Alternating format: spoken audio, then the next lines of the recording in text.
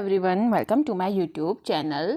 तो मैं आज आपसे डिस्कस करूंगी प्रीवियस ईयर पेपर जो आपका दूरसंचार का हुआ था 2024 में। ये आपका एग्ज़ाम हुआ था पुलिस दूरसंचार का। तो जो आयोग ने अपनी आंसर की दे रखी है उसके अकॉर्डिंग ही मैं आप लोगों को इसके आंसर से डायरेक्ट बताऊंगी। इस पे आपसे सामान्य ज्ञान पूछा गया था, सामान्य अध्ययन और सामान्य हिंदी, और यूकेपीएससी के द्वारा ये एग्ज़ाम कराया गया था। तो आप लोग देख सकते हैं इसमें इंग्लिश में भी पेपर आया था और हिंदी में।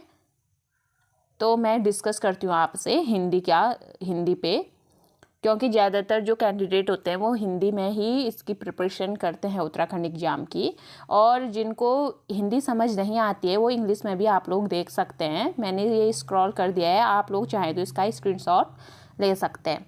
तो अब चलते हैं क्वेश्चन नंबर फर्स्ट। आयोग ने जो आंसर्स दे रखे हैं आंसर की पे, उसके ही अकॉर्डिंग आपके इस पे आंसर होंगे, ठीक है।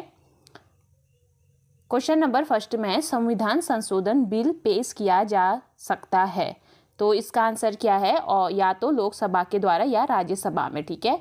नेक्स्ट क्वेश्चन है क्वेश्चन नंबर 2। क्वेश्चन नंबर 2 में स्वतंत्रता के संबंध में निम्न में से किसका उल्लेख भारतीय संविधान की प्रस्तावना में नहीं है, पूछा है। तो इसका आंसर हो जाएगा वाक स्वातंत्र्य का नहीं है, ठीक है। अब है नेक्स्ट क्वेश्चन थर्ड में पूछा गया था जम्मू और कश्मीर पुनर्गठन अधिनियम निम्न में से कौन सी तिथि और वर्ष में पारित हुआ था? तो ये हुआ था आपका 5 अगस्त 2019 को। ऑप्शन नंबर सी इसका आंसर हो जाएगा।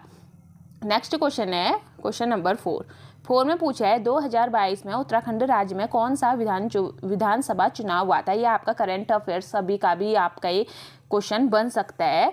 तो फोर्थ का आंसर हो जाएगा आपका ऑप्शन नंबर बी 5वां। नेक्स्ट है भारत सरकार ने एक सदस्यीय चुनाव आयोग को बहुसदस्यीय चुनाव आयोग में कब परिवर्तित किया? तो फिफ्थ का आंसर हो जाएगा आपका 1993, option number A. Next question है निम्न में से कौन सा समवर्ती सूची का विषय नहीं है? तो कौन सा नहीं है? जीव जंतु और नौकाओं पर कर यह समवर्ती सूची का विषय नहीं है। अब चलते हैं नेक्स्ट क्वेश्चन नंबर 7 में निम्न में से कौन सा दर्रा अरुणाचल प्रदेश को म्यांमार से जोड़ता है? तो 7th का आंसर हो जाएगा ऑप्शन नंबर बी दिहांग दर्रा, ठीक है। अब चलते हैं नेक्स्ट क्वेश्चन नंबर 8 में पूछा गया है निम्न में से किस नदी के द्वारा माजुली द्वीप का निर्माण हुआ है? तो ये किस नदी के द्वारा हुआ है? ये हुआ है ब्रह्मपुत्र, ऑप्शन नंबर सी इसका आंसर। नेक्स्ट है निम्न में से कौन सा युग्म सुमेलित नहीं है, पूछा है।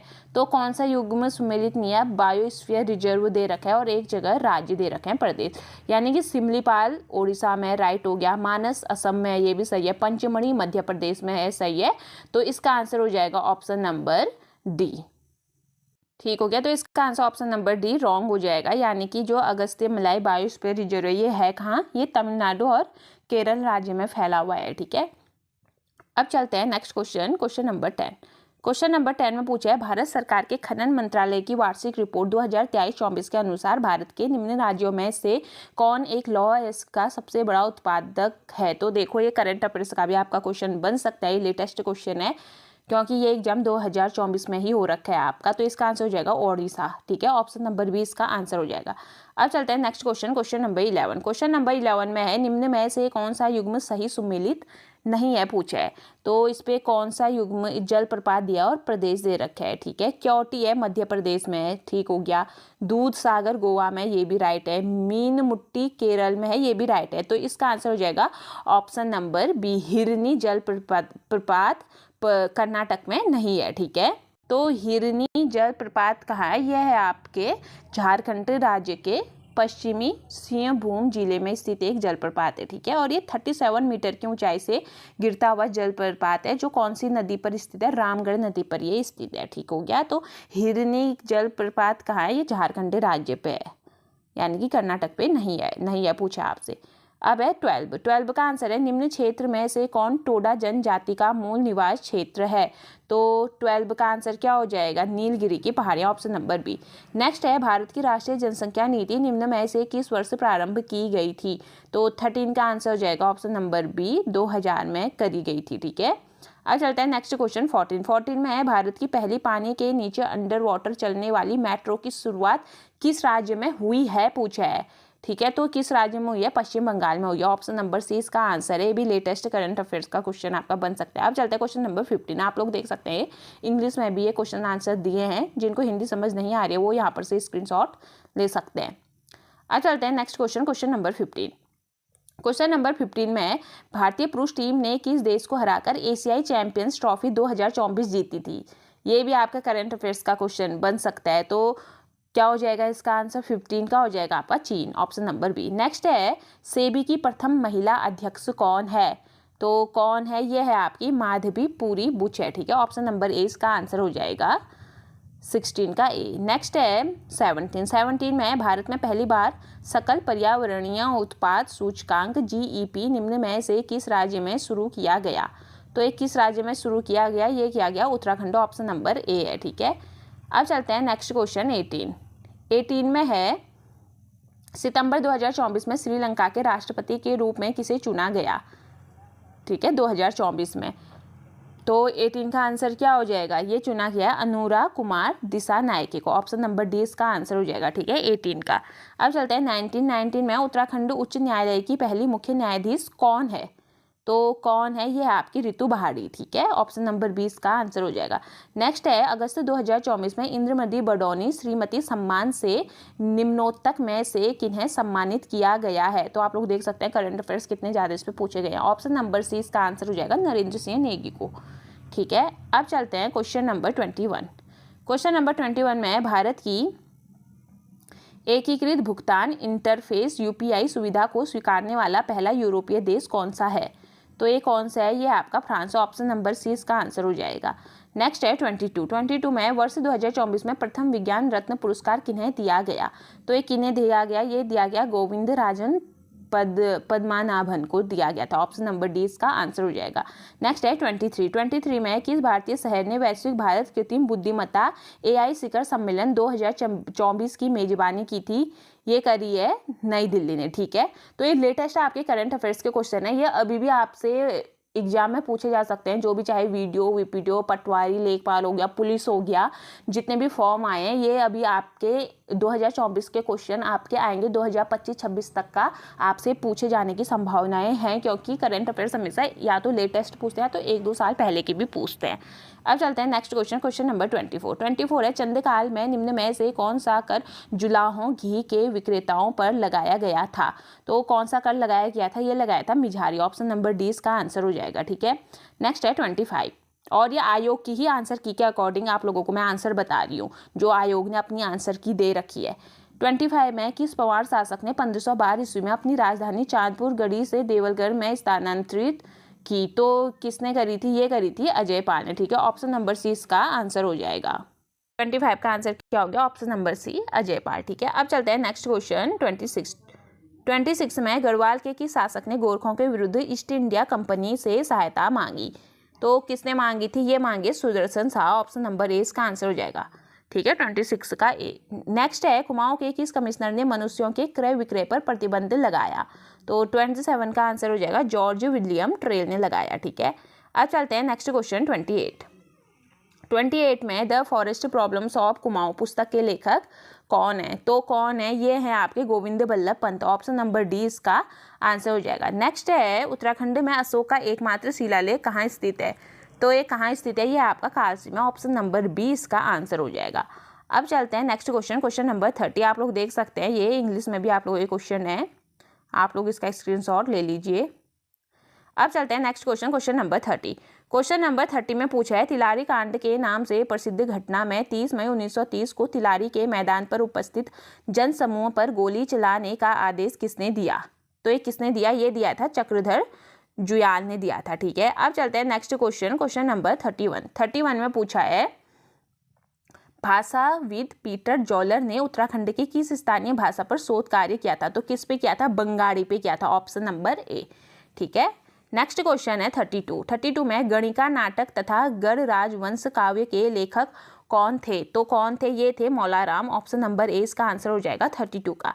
नेक्स्ट है 33 में जौनसारी जनजाति में किस देवता को महासु के रूप में पूजा जाता है? तो किस देवता को पूजा जाता है? शिव को, ऑप्शन नंबर सी इसका आंसर हो जाएगा। नेक्स्ट है 34 में निम्न में से कौन सुशीर वाद्य यंत्र नहीं है पूछा है? तो कौन सा नहीं है? तो 34 का आंसर हो जाएगा ऑप्शन नंबर बी झांस नहीं है, यानी कि तुरही, नागफड़ी और मुरली है सुशीर वाद्य यंत्र, यानी कि झांस नहीं है, ठीक है, 34 का ऑप्शन नंबर बी। नेक्स्ट है कुंजापुरी, सुरकंडा देवी तथा चंद्रबदनी नामक 3 सिद्धपीठ हैं उत्तराखंड के किस जिले में स्थित हैं? तो एक किस जिले में स्थित है? यह आपकी टिहरी में। ऑप्शन नंबर डी इसका आंसर हो जाएगा। नेक्स्ट है 36 में सूची 1 को सूची 2 से आपने मिलान करना है, ठीक है। 36 में क्या करना है आपको? मिलान करना है। तो आप सबसे पहले देखिए कमलेश्वर महादेव, ठीक है। कमलेश्वर महादेव कहाँ है? ये आपका श्रीनगर में हो गया। और मृत्युंजय मंदिर आपका द्वाराहाट में हो गया। रघुनाथ मंदिर आपका देवप्रयाग में है। और बालेश्वर मंदिर कहाँ हो गया? चंपावत में हो गया। तो आपका 36 का आंसर क्या हो जाएगा? 36 का आंसर आपका हो जाएगा जिसपे ऑप्शन नंबर बी 3 1 4 2, ठीक है। तो कमलेश्वर महादेव ये देख लिए, श्रीनगर 3 हो गया, मृत्युंजय द्वाराहाट 1 हो गया, रघुनाथ मंदिर चौथे में देवप्रयाग हो गया और बालेश्वर चंपावत हो गया, ठीक है। तो इसका आंसर ऑप्शन नंबर बी हो जाएगा। नेक्स्ट चलते हैं क्वेश्चन नंबर 37 में निम्नांकित पर्वतारोही में कौन उत्तराखंड से नहीं है पूछा है। तो कौन से नहीं है? लवराज सिंह धर्म सक्तू है, चंद्रप्रभा ऐतवाल भी और हर्षवंती बिष्ट भी, यानी कि अरुणिमा सिन्हा नहीं है।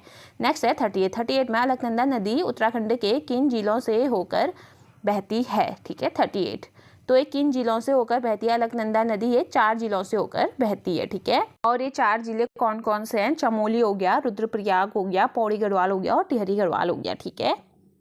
अब चलते हैं नेक्स्ट क्वेश्चन नंबर 39 में है जनगणना 2011 के अनुसार सर्वाधिक लिंगानुपात वाले जिलों के युग्म को चुनिए, ठीक है। सबसे ज्यादा लिंगानुपात कहाँ था? तो 39 में कहाँ था? अल्मोड़ा और Pauri Garhwal. Option number C है, ठीक है।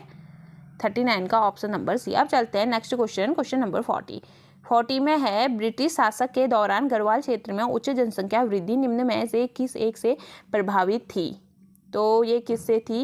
ये थी कृषक समुदायों की वापसी से थी। ऑप्शन नंबर 20 का आंसर हो जाएगा। 41 है रुपीन और सुपीन घाटियां निम्न में से किस नदी का ऊपरी जल ग्रहण क्षेत्र बनाती हैं?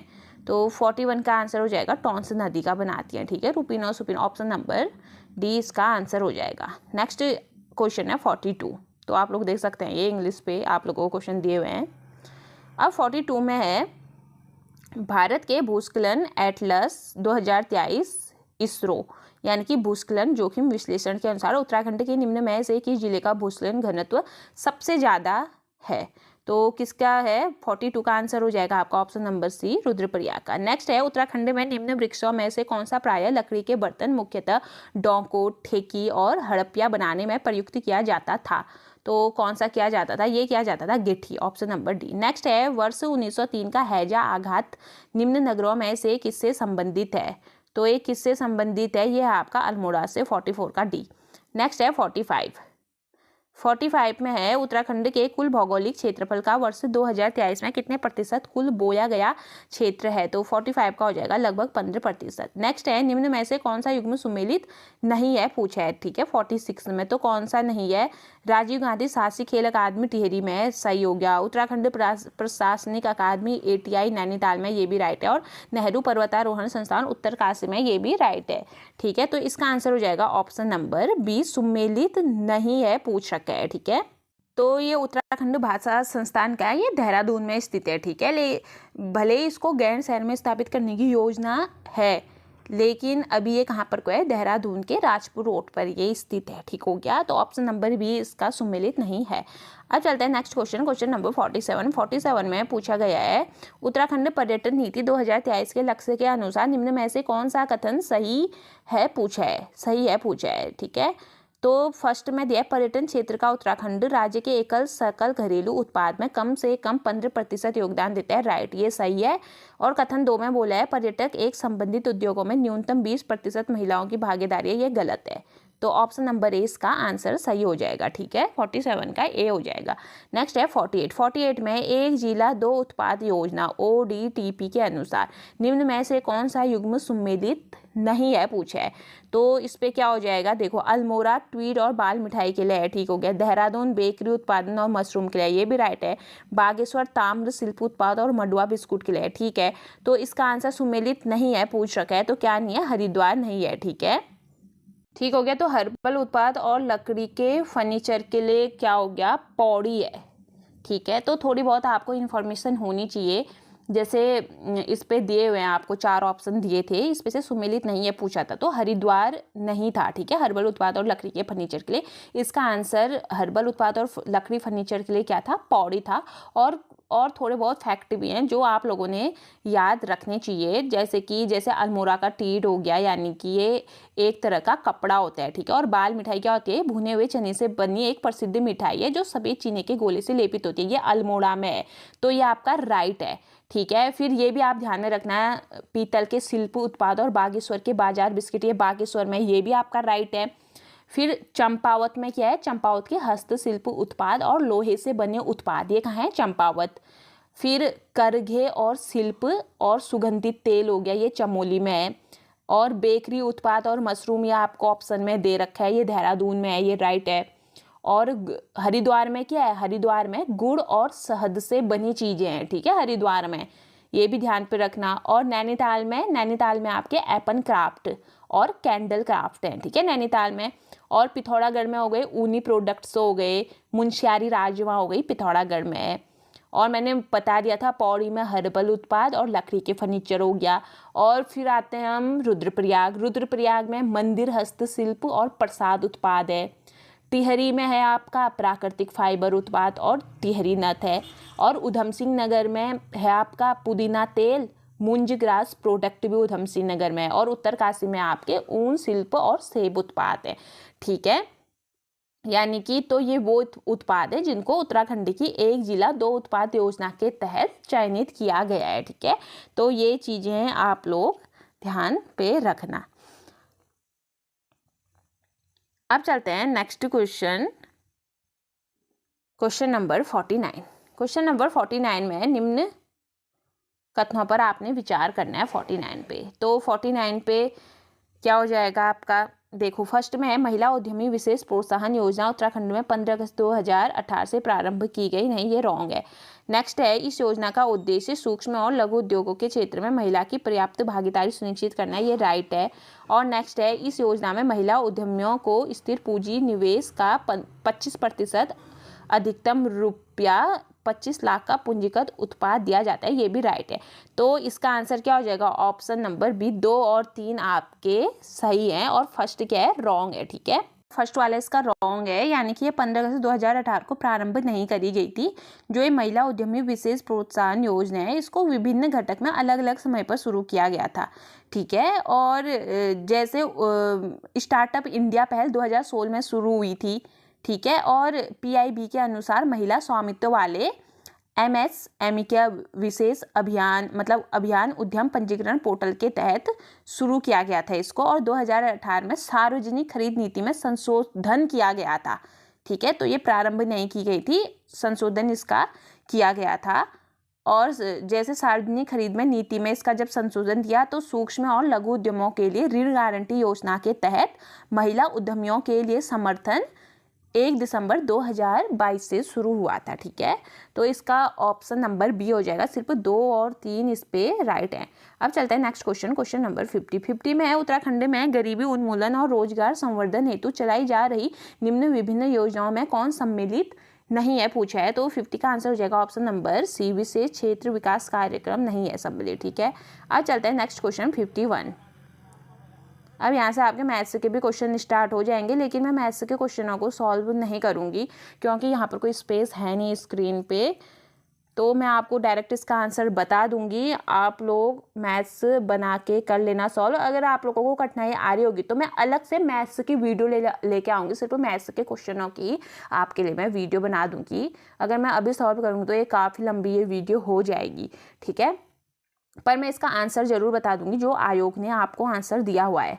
अब चलते हैं नेक्स्ट क्वेश्चन नंबर 51 में उत्तराखंड खनिज नीति के अनुसार वनीय क्षेत्र में खनन का कार्य किस संस्था के द्वारा किया जाता है। तो ये किस संस्था के द्वारा किया जाता है, ये किया जाता है आपका Uttarakhand one Vikas Nigam, option number A इसका आंसर है।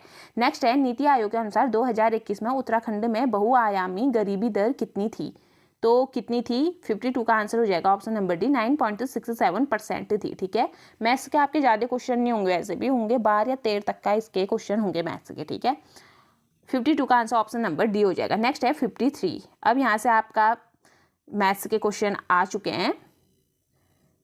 53 का है आपका, आपको देख लीजिए इस पे लिखा है कि 5, फिर बी दे रखा है 7 में, संख्या इतना जोड़ने पर 7A3 मिलता है। तो ए और बी क्या है, पूर्णांक है, ठीक है। तो और 7A3 संख्या 3 से पूर्णतः विभाजित होती है, तो बी का केवल संभावित मान क्या है? तो इसका आंसर क्या हो जाएगा 53 का, ऑप्शन नंबर ए 8 हो जाएगा। यानी कि इस पर डिविजिबिलिटी आप लोगों ने रूल पढ़ा होगा, 2 का, 3 का, 5 का, 6, 7, यानी कि 10 तक के तो डिविजिबिलिटी रूल ऑलरेडी हर कोई पढ़ चुका होगा, क्योंकि 6th क्लास में ही डिविजिबिलिटी रूल हो जाते हैं। हिंदी पे इसको बोलते हैं विभाज्यता का नियम, आई थिंक यही बोला जाता है डिविजिबिलिटी रूल को, जिन्होंने हिंदी मीडियम से पढ़ा हुआ है, ठीक है। तो इसके अकॉर्डिंग आप लोग कर सकते हैं, ठीक हो गया। जब आपका 53 का आंसर क्या हो जाएगा, 53 का आंसर हो जाएगा आपका ऑप्शन नंबर ए, ठीक है। यानी कि 8 आपका आंसर हो जाएगा, ये आपका डिविजिबिलिटी रूल से हो जाएगा, ठीक हो गया। अब चलते हैं नेक्स्ट क्वेश्चन, क्वेश्चन नंबर 54 में आप लोगों से पूछा है कि ए बी से 3 गुना तेज काम करता है, यानी कि ये वर्क एंड टाइम का आपका क्वेश्चन है। जबकि ए और बी मिलकर सी से 4 गुना तेज काम करते हैं, और ए और बी सी तीनों मिलकर किसी काम को करते हैं, तो उन्हें अपनी कमाई किस अनुपात में बांटनी चाहिए। तो ये आपका वर्क एंड टाइम का ये आपका क्वेश्चन है, कार्य और समय जो आप लोगों का है टॉपिक, उससे ये आप लोगों का क्वेश्चन पूछा गया है। तो अगर मैं अभी इसको सॉल्व करूंगी वीडियो काफ़ी लंबी हो जाएगी, तो मैं इनकी वीडियो जो है 10-15 क्वेश्चन आपके मैथ्स के होंगे और अदर प्रीवियस ईयर में भी होंगे, मैं एक साथ ही आप लोगों के लिए इसकी वीडियो ले आऊँगी, ठीक है। तब तक आप इसे सॉल्व कर लेना। मैं इसका आंसर बता देती हूँ। आयोग ने इसका आंसर दे रखा है ऑप्शन नंबर डी, 3:1:1, ठीक है। 54 का आंसर हो जाएगा option number D.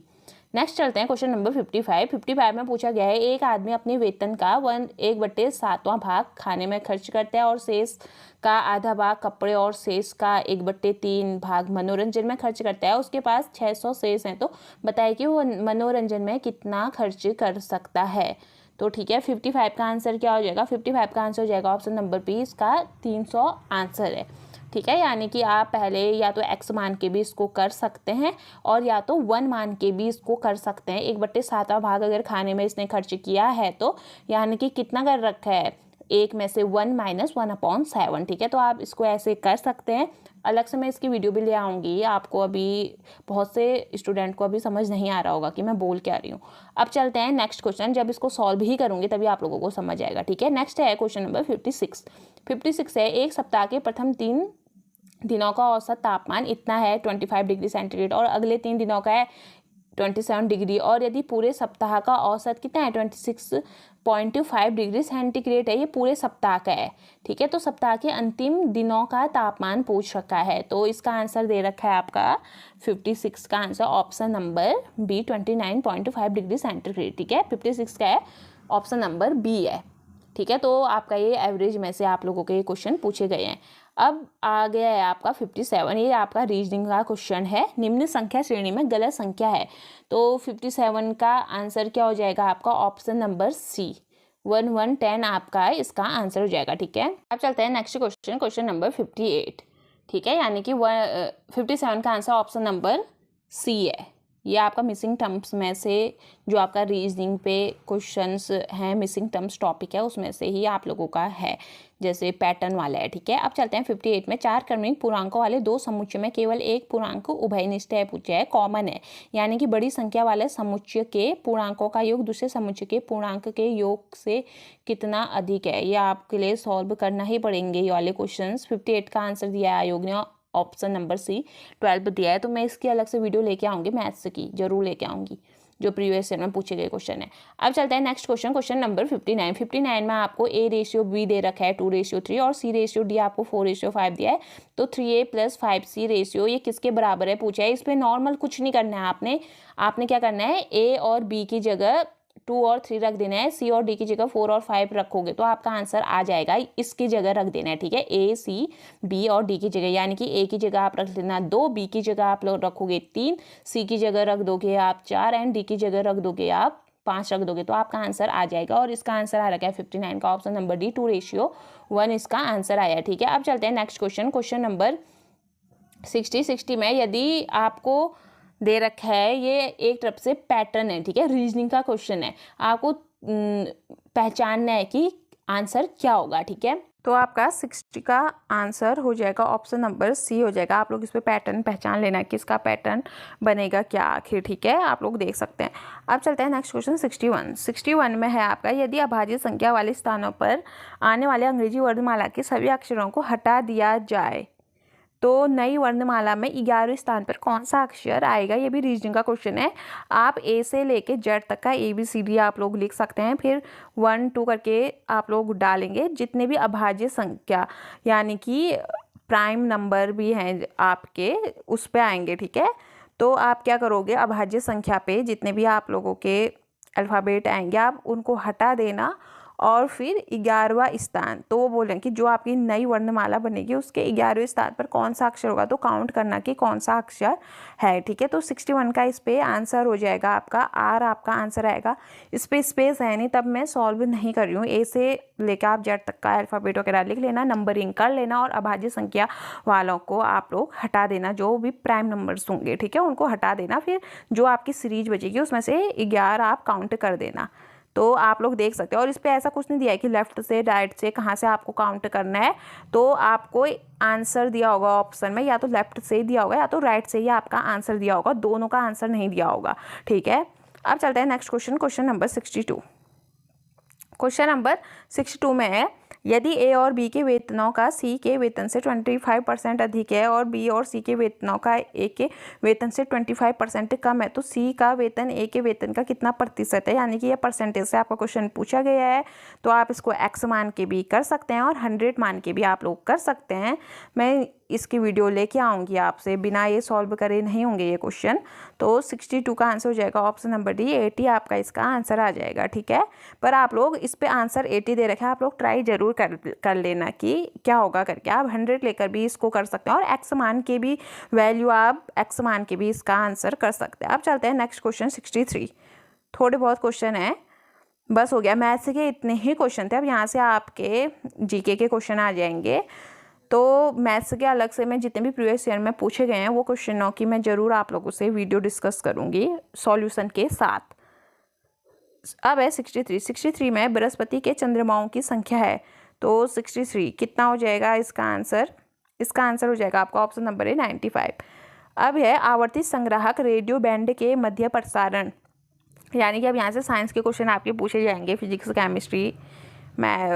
Chemistry maths आपसे ऑलरेडी पूछ लिया, बायो के इस पे क्वेश्चन रहेंगे, ठीक है, जो आपके UKPSC UKSSC पूछते हैं। तो 64 का आंसर हो जाएगा आपका ऑप्शन नंबर बी, 88 से 108 मेगा हर्ज तक, ठीक है। आवर्ती यानी कि आवर्ती का मात्रा क्या होता है, हर्ज होता है, ठीक है, तभी इसमें MHz लिखा है, मेगा हर्ज हुआ ये। 64 का आंसर क्या हो जाएगा, 64 का आंसर हो जाएगा ऑप्शन नंबर बी। नेक्स्ट है 65 में निम्न में से किसका उपयोग वाहन में रियर व्यू मिरर के रूप में किया जाता है।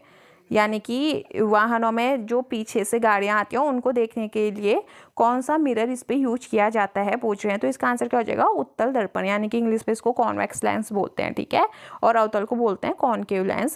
इंग्लिश पे दिया हुआ है, आप लोग देख सकते हैं, वहाँ से स्क्रीनशॉट ले लेना जिन भी स्टूडेंट को समझ में नहीं आ रहा है, क्योंकि साइंस ज़्यादातर हिंदी पे समझ पे नहीं आ पाती है। अब चलते हैं नेक्स्ट क्वेश्चन 66 में पूछा गया है, सिट्रस और बोगेनविलिया के पौधों में पाए जाने वाले कांटे किसका रूपांतरण है। तो ये बायो का क्वेश्चन है आपका। तो ये किसका रूपांतरण है, ये आपका तने की कक्षीय कलियों का, ऑप्शन नंबर डी इसका आंसर होगा। नेक्स्ट है, निम्न में से किसका ऊष्मीय ऊर्जामान सबसे ज़्यादा होता है।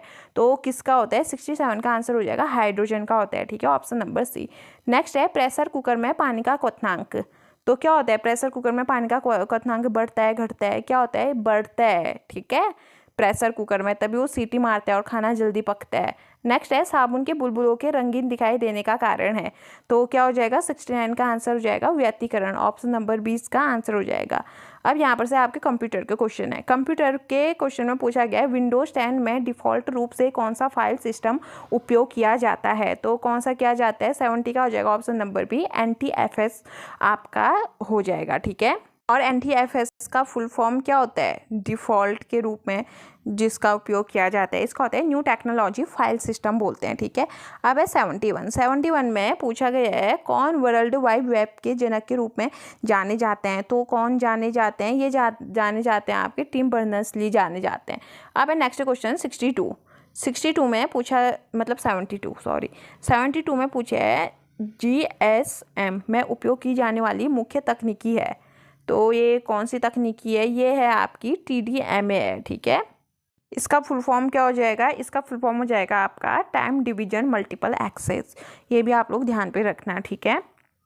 अब है नेक्स्ट क्वेश्चन, क्वेश्चन नंबर 73 में निम्न में से किस हड़प्पाई स्थल से जुटे हुए कृषि भूमि का साक्ष्य मिलता है? तो यहाँ से आपके अब जीके के क्वेश्चन बन गए हैं। तो 73 का आंसर हो जाएगा आपका ऑप्शन नंबर सी, कालीबंगन से, ठीक है। नेक्स्ट है 74 में निम्न में से कौन सा युग्म मिलान सही नहीं है पूछा है। तो 74 में कौन सा युग्म सम्मिलित नहीं है? अब वितत्सा है, ठीक है, झेलम नदी में, सतुत्री सतजल में, राइट हो गया, औस्किनी चेनाब में, ठीक है, लेकिन परुश्रणी व्यास नदी में नहीं है। ये नहीं है तो सही मिलान नहीं है पूछा है। तो इसका आंसर क्या हो जाएगा? ऑप्शन नंबर डी ही इसका आंसर होगा, ठीक है। ठीक है, तो परुश्रणी किस नदी को जाना जाता था? रावी नदी को। ये पुराने नाम है, वितत्सा, झेलम, ठीक है, सतुत्री सतजल को बोला जाता था, मतलब सतलज को बोला जाता था, और अस्किनी चेनाब को, और परुश्रणी किसको? रावी नदी को परुश्रणी के नाम से जाना जाता है, ठीक है।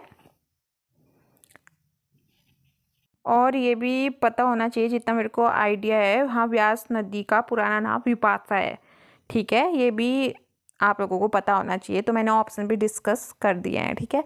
अब चलते हैं नेक्स्ट क्वेश्चन, क्वेश्चन नंबर 75 में जितने मेरे को क्वेश्चन के अगर एक्सप्लेनेशन आ रहा है तो मैं आपसे डिस्कस कर ले रही हूँ, और जो नहीं आ रहा है वो मैं छोड़ दे रही हूँ।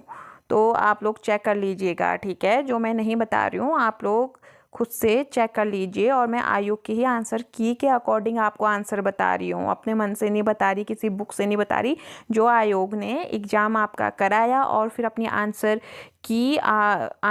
की रिलीज करी थी, तो उसके अकॉर्डिंग ये आपके आंसर हैं। अब चलते हैं नेक्स्ट क्वेश्चन, क्वेश्चन नंबर 75 में प्राचीन भारत में गधिया था, तो ये क्या था? तो 75 का आंसर हो जाएगा सिक्के थे, ठीक है, ऑप्शन नंबर सी इसका आंसर है। नेक्स्ट है फुतुहात ए आलमगीरी का लेखक कौन था? तो ये कौन था? ये थे ईश्वरदास नागर थे, ऑप्शन नंबर ए 76 का। नेक्स्ट है किस मध्यकालीन शासक के आदेश पर राजतरंगिणी का कश्मीर में फारसी में अनुवाद हुआ? तो किस में हुआ था? ये हुआ था आपका जैनुल आबिदीन, ठीक है, ऑप्शन नंबर ए, 77 का ऑप्शन नंबर ए। नेक्स्ट है 78 में पुरंदर की संधि किनके मध्य हुई थी? ये हुई थी आपकी शिवाजी और जयसिंह, ऑप्शन नंबर बी, ठीक है। यानी कि 78 का क्या हो जाएगा आपका? शिवाजी और Jaisingh, option number B answer हो जाएगा, ठीक है। अब चलते हैं नेक्स्ट क्वेश्चन 79 में है निम्न में से किस समाज सुधारक को लोकप्रियता के कारण लोक हितवादी के नाम से जाना जाता है? तो किसको जाना जाता है? ये Gopal Hari Deshmukh, option number D इसका आंसर हो जाएगा। नेक्स्ट है 13 दिसंबर 1946 को संविधान सभा में ऐतिहासिक उद्देश्य प्रस्ताव किसने प्रस्तुत किया था? तो ये क्या था आपका? Option number A Jawaharlal Nehru, ठीक है। तो इसका आंसर क्या हो जाएगा? 80 हो जाएगा, मतलब 80 का आंसर ऑप्शन नंबर ए हो जाएगा। अब यहाँ से आपके चलेंगे 20 क्वेश्चन हिंदी के आपसे पूछे गए हैं। तो अब आप लोग देख सकते हैं हिंदी पे आप लोगों का पूछा गया है कि निम्न में से तद्भव और उसके तत्सम रूप का अशुद्ध शब्द युग्म है, यानी कि अशुद्ध पूछा है, ठीक है, अशुद्ध शब्द युग्म है। तो 81 का क्या हो जाएगा आपका? ऑप्शन नंबर ए अनूठा और अनुष्ट, ठीक हो गया। अशुद्ध पूछा है तो कंघी का कंकती होता है, ये राइट है। ये भी खांसी कास बोलते हैं, ठीक है। ये भी रहट को अरहट बोलते हैं, लेकिन अनूठा अनुष्ट नहीं होता है। अनूठा का मतलब होता है अनुत्थ, ऐसे लिखते हैं अनुत्थ, ये राइट है, ठीक है। अगर ऐसा देते तो ये सही रहता, लेकिन अनुष्ट दिया है तो ये रॉन्ग हो गया है। और ये अनुष्ट का तद्भव क्या होता है? इसका तद्भव होता है अंगूठा होता है, ठीक है। तो 81 का आंसर क्या हो जाएगा? Option number A. अशुद्ध पूछा है तो ऑप्शन नंबर ए इसका आंसर हो जाएगा। लाघव शब्द में प्रयुक्त प्रत्यय है, तो 82 का आंसर क्या हो जाएगा? लाघव शब्द में प्रयुक्त प्रत्यय है आपका अ है, ऑप्शन नंबर सी। नेक्स्ट है निम्न शब्दों में से किसमें प्र उपसर्ग नहीं है पूछे है? तो 83 का आंसर हो जाएगा प्रागैतिहासिक में आपका प्र उपसर्ग नहीं है, ठीक है। इसका उपसर्ग है क्या? इसका उपसर्ग है आपका प्राक, ठीक है, प्राक। धन ऐतिहासिक इसका संधि विच्छेद होगा, तो इसका उपसर्ग क्या होगा? प्राक ऐतिहासिक, यानी कि प्राक हो जाएगा, प्रोपसर्ग नहीं है। और जो अदर ऑप्शन दिया है उनमें सब में प्रोपसर्ग है, तो नहीं है पूछा है, तो ऑप्शन नंबर ए इसका आंसर हो जाएगा। 83 का कौन सा राइट है? ए है।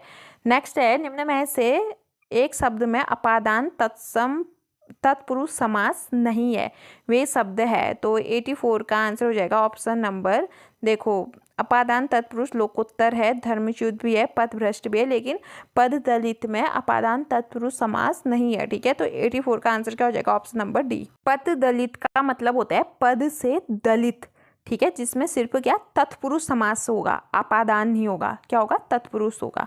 अब चलते हैं नेक्स्ट क्वेश्चन, इनमें से व्यक्तिवाचक संज्ञा शब्द नहीं है। तो 85 का आंसर क्या हो जाएगा ऑप्शन नंबर सी, मंत्री क्या है व्यक्तिवाचक संज्ञा नहीं है। ठीक है, व्यक्तिवाचक संज्ञा होती क्या है, जिस संज्ञा में किसी खास व्यक्ति, स्थान हो गया और वस्तु का नाम पता चले उसे व्यक्तिवाचक संज्ञा कहते हैं। जैसे एग्जाम्पल में आप राम हो गया, जयपुर भी व्यक्तिवाचक है, ताजमहल भी व्यक्तिवाचक है, हवा महल भी व्यक्तिवाचक संज्ञा है। ठीक है, और इसको अंग्रेजी में प्रॉपर नाउन बोला जाता है। तो मंत्री कौन सी संज्ञा, आपको लग रहा होगा मंत्री तो व्यक्ति ही होगा, तो व्यक्तिवाचक नहीं, यह एक जातिवाचक संज्ञा है। ठीक है, इसका मतलब होता है कि ये किसी विशिष्ट व्यक्ति को नहीं बोल रही है, बल्कि किसी पद और श्रेणी को दर्शा रहा है। जब पद और श्रेणी को दर्शाता है तो कोई वो व्यक्तिवाचक संज्ञा होता है, मतलब वो जातिवाचक संज्ञा होता है। ठीक है, तो इसमें व्यक्तिवाचक संज्ञा नहीं है पूछा है तो मंत्री। बहुत से लोग इस चीज़ में कन्फ्यूजन कर लेते हैं, तो इसका राइट आंसर क्या होगा ऑप्शन नंबर सी। और जो भी हैं पश्चिम, मंगलवार, विजयदशमी, ये सब क्या है व्यक्तिवाचक संज्ञा में आते हैं। नेक्स्ट है 86 है। 86 में पूछा है निम्न में से शब्द और उनके संधि विच्छेद का अशुद्ध युग्म पूछा है। तो 86 क्या हो जाएगा, दुराज का ठीक हो गया, दू धनराज होता है, अजंत का अच धन अंत होता है, परंतु का परम धन तो होता है, अम्य का अम धनमय नहीं होता है, ये नहीं होता है, तो यही आपका राइट हो जाएगा। 86 का आंसर ऑप्शन नंबर डी हो जाएगा। ठीक है, इसका संधि विच्छेद क्या हो जाएगा, अपधनमय होता है। ठीक है, अपधनमय होता है, ये ध्यान पे रखना आप लोग। अब चलते हैं नेक्स्ट क्वेश्चन। नेक्स्ट क्वेश्चन है 87। 87 है, इनमें से तद्भव शब्द है। तो 87 का आंसर क्या हो जाएगा ऑप्शन नंबर ए, मयंद। ठीक है, ये क्या है, ये तद्भव शब्द होते हैं, लेकिन भुजंग, मानव, सेना ये सब क्या है तत्सम शब्द हैं। ठीक है, ये सिर्फ मयंद क्या है तद्भव शब्द है। आप लोगों को पता होगा तत्सम शब्द क्या होते हैं, वे जो संस्कृत में हिंदी में सीधे लिए गए हैं। ठीक है, यानी कि होंगे वो संस्कृत के, लेकिन हम हिंदी बोलते टाइम भी उन्हीं को डायरेक्ट बोलते हैं, उनको तत्सम शब्द बोलते हैं। और तद्भव क्या है, तद्भव वे हैं जो संस्कृत से हिंदी में आने पर रूप बदल जाता है जिनका। ठीक है, तो उनको तद्भव बोलते हैं। ठीक है, जैसे संस्कृत भाषा में हिंदी में ज्यों के त्यों प्रयुक्त होने वाले शब्द तत्सम कहलाते हैं। ठीक है, वो तत्सम हुए, जैसे अग्नि बोलते हैं हम, ये तत्सम है। कर्म, कुमार, आम्र हो गया, उलूग्र, ये सब तत्सम शब्द हुए। और तद्भव शब्द क्या हुए, संस्कृत भाषा से हिंदी पर आने पर जिसका रूप बदल जाता है। जैसे आग हो गया, अग्नि को क्या चेंज कर दिया हमने, आग कर दिया। कर्म को क्या बोल दिया, काम बोल दिया। बालक और बच्चा हो गया, इसको क्या बोल दिया, बालक बोल दिया। ठीक है, तो ये तो इसमें से कौन तद्भव शब्द है पूछे तो मयंद है। ठीक है, चलते हैं नेक्स्ट क्वेश्चन। Question number 88। 88 में इनमें से स्वर्ण शब्द का पर्यायवाची शब्द नहीं है। तो कौन नहीं है, 88 का हो जाएगा, हाटक तो होता है, जात रूप भी होता है, ताम्रस भी होता है, लेकिन विपुला नहीं होता है, तो नहीं पूछा है। तो 88 का आंसर हो जाएगा आपका ऑप्शन नंबर सी। तो ये विपुला किसका हो गया, जो ये विपुल शब्द होता है इसका अर्थ होता है अधिक होता है, बड़ा होता है, विशाल होता है या पर्याप्त होता है। ठीक है, तो इसके मतलब ये शब्द किसके, इसलिए इसको अधिकता, विस्तार, विशालता जैसे शब्दों का ये पर्यायवाची होगा विपुलता। ठीक है, लेकिन स्वर्ण का नहीं होगा। नेक्स्ट है अनंत का पर्यायवाची शब्द है। तो 89 का आंसर क्या हो जाएगा ऑप्शन नंबर ए हो जाएगा, अपरिमित होता है। ठीक है, अनंत का पर्यायवाची शब्द अपरिमित है। नेक्स्ट है 90। 90 में आपको विलोम शब्द का कौन सा युग्म गलत है पूछा है। तो 90 का आंसर हो जाएगा अनंत शांत होता है। ठीक है, अंतर्भूत बहिष्कृत होता है, कसूर कसूरवान नहीं होता है, गत आगत होता है, तो ये नहीं होता है, तो यही आपका राइट हो जाएगा, युग्म गलत है पूछा है। ठीक है, कसूर का विलोम क्या हो जाएगा, निर्दोष हो जाएगा। ठीक है, जैसे कसूर शब्द के पर्यायवाची भी आप लोग ध्यान में रखना, खता हो गया, गुनाह हो गया, जुर्म, दोष, अपराध, पाप, लांछन, ये सब पर्यायवाची होते हैं। और विलोम क्या होता है, निर्दोष होता है। अब है 91। 91 में निम्न में से विलोम शब्द का सही युग्म है। तो 91 में क्या हो जाएगा, ऋजु वक्र। ठीक है, ये आपका राइट हो जाएगा, ऑप्शन नंबर ए आपका राइट हो जाएगा। ठीक है, और जो यहाँ पर अवलंब है, अवलंब का विलोम क्या होता है, अविलंब होता है। अविलंब होता है।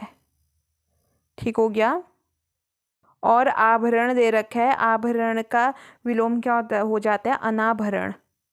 अनाभरण होता है इसका विलोम। और अपेक्षा का क्या होता है, उपेक्षा होता है। ठीक है, ये भी आप ध्यान पे रखना। अब चलते हैं, जिसका दान न दिया जा सके वाक्यांश के लिए उपयुक्त शब्द है, तो क्या हो जाएगा, ये हो जाएगा आपका अदम्य। ठीक है, ऑप्शन नंबर ए इसका आंसर हो जाएगा 92 का। अब चलते हैं नेक्स्ट क्वेश्चन 93। 93 में है सूची 1 को सूची 2 से आपने सुमेलित करना है, यानी कि ये एक शब्द है। ठीक है, तो आप लोग देख सकते हैं 93 का क्या हो जाएगा आंसर। एक मिनट, ऑप्शन भी देख लीजिए। जो थोड़ा जानता है। ठीक है, 93 जो थोड़ा जानता है उसको क्या बोलते हैं, बताइए। उसको बोलते हैं अल्पज्ञ, यानी कि 3 हो जाएगा। जो सब जगह व्याप्त हो, सर्वव्यापी। ठीक हो गया 4। सबको समान दृष्टि से देखने वाला, समदर्शी। और सब कुछ खो देने वाला हो गया सर्वहारा। नाम से भी पता चला। 3 4 1 2 3 4 1 2 किस में, ऑप्शन नंबर 20 का आंसर हो जाएगा। ठीक है, यानी कि 93 का ऑप्शन नंबर बी। अब चलते हैं 94 में बाहे गहे की लाज लोकोक्ति का सही अर्थ है, तो 94 का क्या हो जाएगा, ऑप्शन नंबर सी शरण में आए हुए की रक्षा करना। नेक्स्ट है 95 अंधेरे में तीर चलाना मुहावरे का सही अर्थ है, तो क्या हो जाएगा 95 का हो जाएगा लक्ष्य विहीन प्रयास करना, ऑप्शन नंबर डी। नेक्स्ट है 96, इस पे लिखा है कि ये किस प्रकार का विराम चिन्ह है, तो ये किस प्रकार का है, इसको हंसबद बोलते हैं। ठीक है, इस सिंबल को क्या बोलते हैं, जो ये प्रतीक है इसको हंसपद बोला जाता है। और ये किसके लिए, जब कोई शब्द आपका छूट जाता है लिखने में, तो हम ये हंसपद को लगाते हैं और फिर शब्द लिखते हैं। ठीक है, अब चलते हैं 97 में है विराम चिन्ह के प्रयोग की दृष्टि से कौन सा वाक्य सही है, तो कौन सा वाक्य सही है, शाबाश वाह कितना अच्छा गीत गाया तुमने, ऑप्शन नंबर डी इसका आयोग ने आंसर दिया है। ठीक है, नेक्स्ट है नात क्रिया के आधार पर व्यंजन का कौन सा युग्म सही है, तो कौन सा युग्म सही है, घोष और अघोष। ठीक हो गया। नेक्स्ट है जीवा के प्रयोग के आधार पर स्वरों का सही वर्गीकरण कौन सा है, तो कौन सा है, अग्र मध्य और पश्च, ऑप्शन नंबर डी इसका आंसर है। आज का लास्ट क्वेश्चन है 100, आप जैसा समझे करें, वाक्य में आप क्या है, तो इसका आंसर हो जाएगा ऑप्शन नंबर बी निजवाचक सर्वनाम। ठीक हो गया। तो ये रहेगा आपका पुलिस दूर संचार का जो पेपर हुआ था उसका ये सॉल्यूशन है। मैं ऐसे ही प्रीवियस ईयर के सारे पेपर आप लोगों के साथ डिस्कस करूंगी, जो भी आयोग के द्वारा, और वो भी आयोग के आंसर की के ही साथ मैं आपसे डिस्कस करूंगी। तो अगर आपको मेरी वीडियो अच्छी लग रही है, मेरा एक्सप्लेनेशन अच्छा लग रहा है, तो आप लोग मेरे चैनल पर बने रहिए। मैं ऐसे ही आपके लिए नई नई वीडियो लाते रहूँगी। तो और मेरे चैनल को लाइक शेयर सब्सक्राइब भी कर दीजिए अगर आपको वीडियो अच्छी लगती है तब। तो मिलते हैं ऐसे ही नेक्स्ट वीडियो के साथ। धन्यवाद।